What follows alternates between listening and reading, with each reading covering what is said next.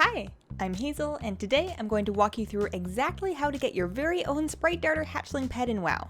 I'm also going to talk a little bit about how to go about making gold off the consumables and mats needed to get this pet. So the gist of it is the WoW secret finding community found a cave in northern Winterspring called the Cave of Consumption. While inside, you're silenced, so you cannot use spells or toys. There are a bunch of obstacles, and you'll need to use a variety of consumable items in order to get through the cave and loot your Sun Darter Hatchling pet. Many of the consumables are tradable, so you can pick a lot of them up at your auction house or make a healthy amount of gold by farming and selling them. So here is the full list of exactly what you'll need. I'll put it in the video description as well. Do not go to the cave without having everything on this list, and don't use anything yet. You need one each of the 6 major protection potions: Fire, Frost, Holy, Arcane, Nature, and Shadow. These are craftable by alchemists and available on the auction house. The recipes are rare drops from Burning Crusade dungeon bosses and world mobs, and they require an alchemy skill of at least 360 to make. They require primal elements such as primal fire, mana, shadow, etc., and they all take mana thistle. All of these factors means that it takes some doing to go back and craft these protection potions, so expect to pay a fair bit to snag these on the auction house. Do make sure that you are getting major protection potions, not greater and not mighty, major. You'll need one Ethereal Oil, which is another thing made by alchemists. It requires Alchemy 375 to make and 2 glassfin minnows, which can be fished up in Crystal Song Forest. It's tradable and it can be bought on the auction house. You'll need between 10 and 15 Pygmy Oil, which is a similar situation to the Ethereal Oil. Alchemists can craft it out of Pygmy suckerfish, which can be caught alongside other fish in Northrend. It requires an alchemy skill of 375 to craft, and they can be bought on the auction house. You will need one Scroll of Intellect. Not a major, minor, fancy, or fantabulous Scroll of Intellect, just a straight up item level 1 Scroll of Intellect.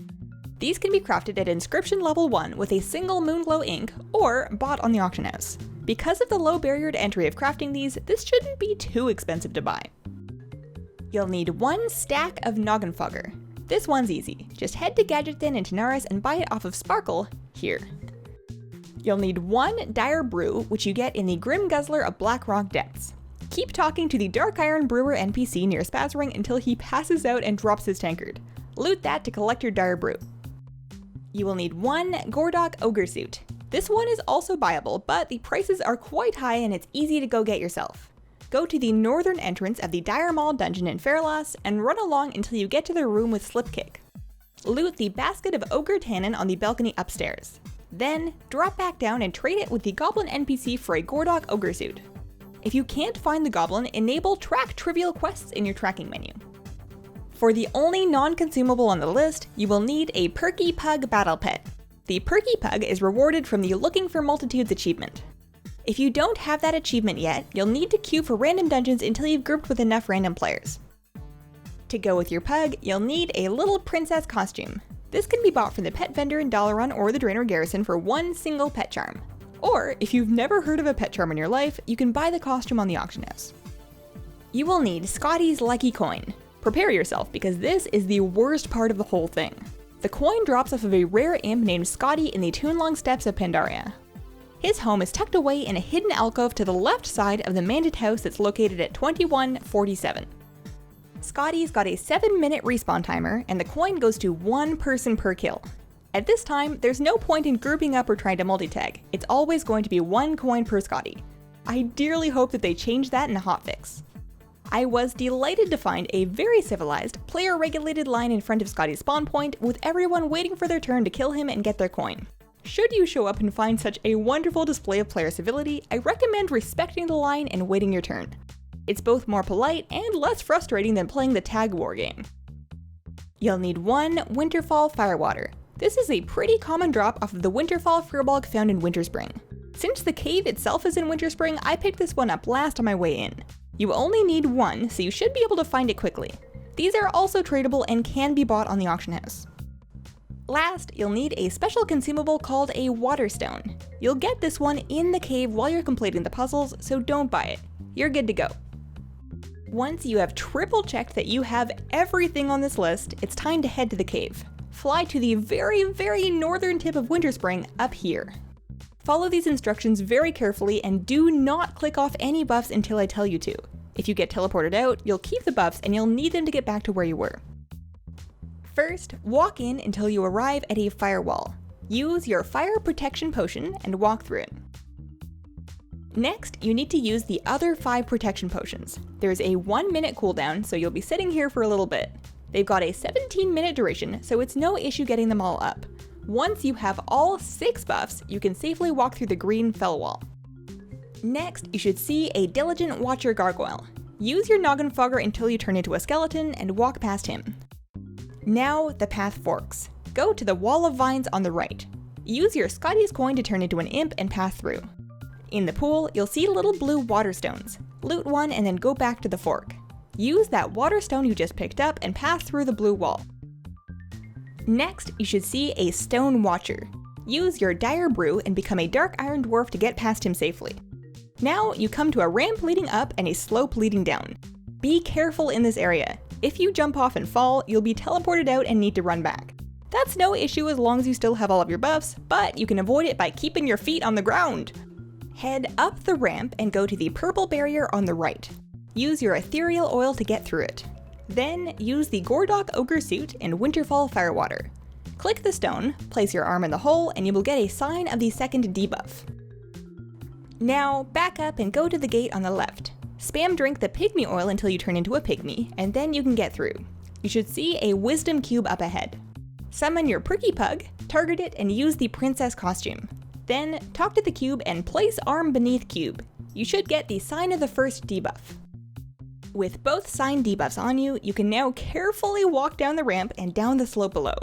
In this room, there is a tarnished plaque on the wall. You must click the plaque. Do not skip clicking the plaque.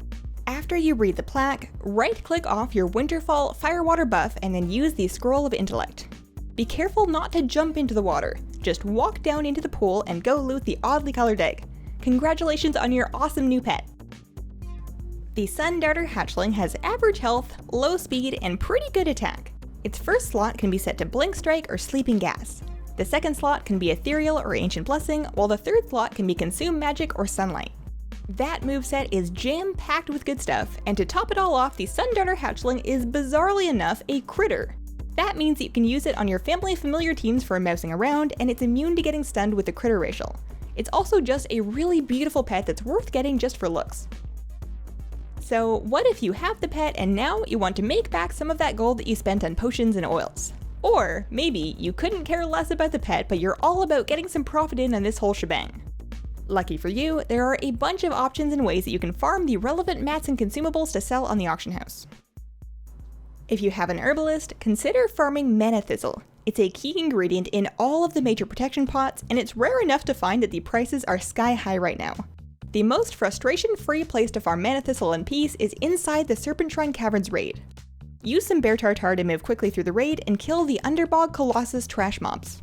You can herb their corpses for a nice bunch of Burning Crusade herbs, which often include Mana Thistle. If you don't kill bosses, you can reset the instance up to 10 times an hour to farm these. I was getting 6 to 10 Mana Thistle from each lap, which on my server was worth between 9 and 15,000 gold for a 5-minute run. If you're an alchemist, you can craft the protection potions, the ethereal oil, or the pygmy oil. The recipes for those protection potions are 1% drop rates off of dungeon bosses and world mobs, so it's a bit of effort to get them together. The oils are easier to craft, and the mats for them are easier to farm as well. If you like fishing, grinding the pygmy suckerfish and glassfin minnows is going to be hot for a little while. Like 500 gold a fish hot on my server. That's going to die down at some point, but the continued availability of the pet means that they're always going to be worth more than they used to be. And if you hate professions and refuse to touch them, there are other things that you can do. If you can run fast, you could run and reset Dire Maul to get ogre suits for those too lazy to get their own. Those were going for almost 10k each on my server. Motes of fire, mana, shadow, life, and water are all needed to make the primals for potions, and their values are really high right now too. Or you can kill Winterfall Furbolgs to get firewater to sell, but you might need to fight other farmers for the spawns. So that's the deal with the Sun Darter Hatchling in the Cave of Consumption. Full credit to the WoW secret finding community for figuring all of this out. Those are some incredibly determined people, and dang do they work fast. Thanks for watching. Let me know what you think. Please consider leaving a like if this video helped you, and have a wonderful, wonderful day. Bye!